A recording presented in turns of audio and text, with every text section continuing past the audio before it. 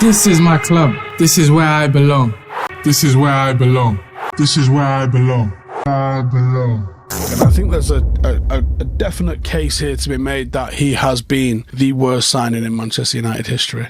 This kid's ability, I'm telling you, is up there with the best players around.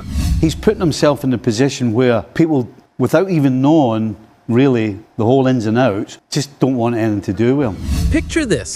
Boots thrown in the corner, a console still glowing from an all-night gaming session, and silence where there should have been noise. Jadon Sancho was supposed to be the kid who broke football, the one English fans bragged about as the next big superstar.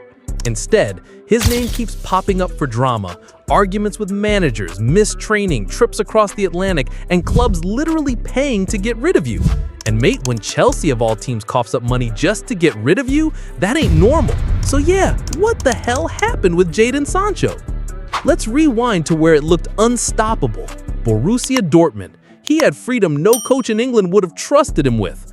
Operating in the half space on the right, drifting into combine, he turned games into highlight reels. He wasn't just a winger hugging the line, he was an orchestrator. Over 137 games, he produced 50 goals and 64 assists. Those numbers are ridiculous for someone who wasn't even out of his teens. He danced through Bundesliga defenses, played with swagger, and made Erling Haaland look like he was running downhill every weekend. Signal Iduna Park was too small for the imagination he carried, and everyone knew it. For England fans, it wasn't a question of if he'd dominate the Premier League, but when. So when United finally dropped $73 million, it felt like destiny. A boy leaving home, conquering abroad, and coming back to claim his crown. But here's the thing, United didn't buy a player, they bought an image. Number 7 on his back, the heir to Ronaldo, Beckham, and Cantona. They wanted a face for the rebuild, a symbol of a new era. Yet they never stopped to ask if the club, tactically and mentally, was even ready for a player like Jadon Sancho, who has the penalty area in the company of Rashford, but scores himself. Manchester United have stolen. Managers changed like playlists. Solskjaer wanted him inverted, Rangnick wanted pressing legs, Ten Hag wanted structure and sacrifice. None of that screamed Sancho. And the fee became a weight because every bad touch, every missed sprint carried the shadow of $73 million. Instead of freedom, he found himself trapped in roles that killed his instincts. You can almost say United didn't sign Jadon Sancho, they signed the idea of him. The truth? This wasn't new. Even in Germany, the whispers were there. Lateness, disciplinary fines, nights lost to video games. Dortmund once benched him after he flew back late from a trip. He was known to skip recovery, lose sleep, and still show up like nothing happened. When you're producing goals and assists at a teenage rate, people let it slide. At United, though, it was fuel for critics because in England, discipline isn't just valued. Some games top class, some games not looking as interested as he should be. It's weaponized against you. And suddenly the same behaviors forgiven in Dortmund were magnified in Manchester. And listen, before we push on, if you're feeling this breakdown, don't forget to hit like and subscribe. It really helps the channel grow. But I also want to hear from you. Do you think Sancho can actually find redemption in Aston Villa under Unai Emery? Or is this just his last stop before disappearing from the top level? Drop your take in the comments. All right, enough of that. Let's get back to what really matters. The tipping point came with Ten Hag. Scott is ill. Jadon was on his performance on the training. We didn't select him. September 2023, United play Arsenal. Sancho? Not even in the squad. The manager says he hadn't trained well. Normally that's just another weekend headline, but Sancho exploded online. A public post accusing his boss of scapegoating, reaching 60 million views in days. 60 million! That's not just airing dirty laundry, that's launching a grenade into the dressing room. Benny McCarthy, the assistant, tried to calm things down, apologize, smooth it over. Sancho refused. Pride over peace. Long spells, not even just away from the club, which he's been, but away from football, away from the squad. Personal issues, fitness, clashes with managers. He's been an absolute ghost and a lingering bad smell in the dressing room. And when you choose that, you choose isolation. In a team environment, once the manager calls you out and you hit back publicly, you're done. Fans argued endlessly. Was Ten Hag too strict? Was Sancho right to defend himself? But inside Carrington, the writing was clear. He was on the outside. Thing is, this wasn't the first time football had to stop for him. In late 2022, he'd already been sent away to the Netherlands training privately. United called it physical and mental struggles. Let's be honest, that's code for burnout, confidence issues, maybe more. And instead of protecting him, the club leaked too much. It even bordered on breaching his privacy. Imagine trying to fix yourself and seeing the tabloids run wild with your struggles. When he returned, he wasn't the same. Touch is heavier, confidence fragile. Once a player gets tagged with mental health problems, every single performance gets judged through that lens. And we all know that he struggled mentally also at Man United. And the power of the brain and how you can be as a professional. When you're not well here or at home or whatever it is, you cannot perform. I don't care where you are or who you are or the talent that you have. Do well and it's redemption. Fail and it's proof you're broken. How do you breathe under that microscope? And outside the pitch, chaos. A new relationship with Sweetie, tattoos to market, constant trips to Los Angeles. The man was trying to live two lives, Premier League star and celebrity boyfriend. Offers came from Roma, from Besiktas, real chances to reset. But here's the problem, wages. He wanted Premier League level pay in clubs that couldn't dream of affording it. And this is where the gossip hits. The influence of his girlfriend wasn't small. There were whispers he didn't want to leave Europe's spotlight for Turkey or grind in Serie A because the US lifestyle with Sweetie was too tempting.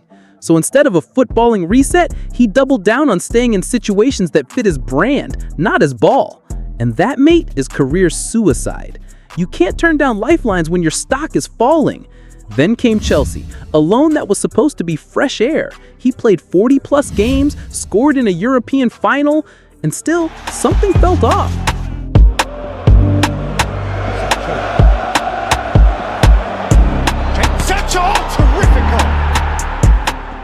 Too inconsistent, too many games where he disappeared. But here's where it gets crazy. At the end of that spell, Chelsea did something unheard of. They literally paid £5 million just to send him back. Clubs don't do that. And the whispers? That he was missing training sessions, skipping matches because he'd spent the night talking to his girlfriend, sleeping through the day, and every time he had 2 days off, he'd fly straight to Los Angeles.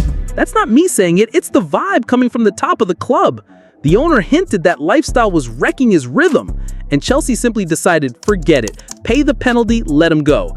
Think about that. You're so unreliable that a billionaire project decides you're not even worth keeping on loan. That's beyond red flag, that's embarrassing. Meanwhile, the financial sinkhole grew. At United, while banished from the first team, he still collected $275,000 every week, over £4 million burned while he trained alone. And United couldn't even claw him back properly because technicalities meant his absences had justifications. For a board already bleeding money, he became the poster boy of wasted investment. Fans called him a scam. Rivals laughed at how much cash United poured into a player they couldn't even use. And if you're inside that dressing room, watching someone pocket more than most while not contributing, resentment builds. That's how you lose teammates before you even step on the pitch. For England, the damage was sealed in one kick. Euro 2020 final, penalty shootout against Italy. Saved by Donnarumma! Italy are one kick away from European. He steps up, misses. Alongside Rashford and Saka, he faces disgusting abuse. But the difference? Saka came back stronger. Rashford too. Sancho never shook it off. Southgate stopped calling him. His place vanished. From being hyped as the future of the national team to not even making squads, he became invisible. In international football, once trust is gone, it rarely returns. And for a winger in his prime, that's devastating. Part of this collapse comes from how he was raised as a footballer. From day one, Sancho was treated like royalty. At City's academy, at Dortmund, at England youth levels, always the golden boy. He was getting badly advised, and I just feel his whole the latter part of his career is like been bad advice, bad attitude, bad decisions, and I think that sort of transcended onto the field where we haven't seen this player from 4 or 5 years ago when he was this guy taking people on all the time. Coaches bent rules, overlooked lateness, covered up mistakes. Talent gave him immunity. He lived in a bubble of privilege, protected from the reality check most players get early. And when it finally came, criticism, tactical demands, strict managers, he didn't know how to adapt. It wasn't just a dip in form, it was the first time gravity hit, and it hit hard. So now, Aston Villa. The club willing to carry most of his massive wage, north of 200 grand a week, hoping Unai Emery can unlock something. Villa fans are split, half excited by the chance of a star reborn, half dreading the circus. For Emery, it's delicate. Can you create the tactical conditions, half spaces, combinations, freedom that let Sancho breathe without letting the bad habits creep back in? Because if you don't, you just burned a fortune. And hovering over it all, MLS, Los Angeles, a lifestyle waiting for him. Sweetie's World, the music industry, the parties, the soft football that lets you be half celebrity, half player. And you wonder, is that where this all leads? Is this about proving himself in the Premier League again? Or is it just stalling until he jumps to America? So yeah, we sit here on the sofa watching this crazy saga unfold. From Dortmund brilliance to United chaos, Chelsea rejection, girlfriend gossip, lost trust, and now Villa desperation. He's lived in a bubble, and bubbles always burst. The question is whether he's ready to step out and face the game like a professional, or whether the next time we hear about Jadon Sancho, it'll be in Los Angeles, not lifting trophies, but walking red carpets. And honestly, mate, that ain't how this story was supposed to go.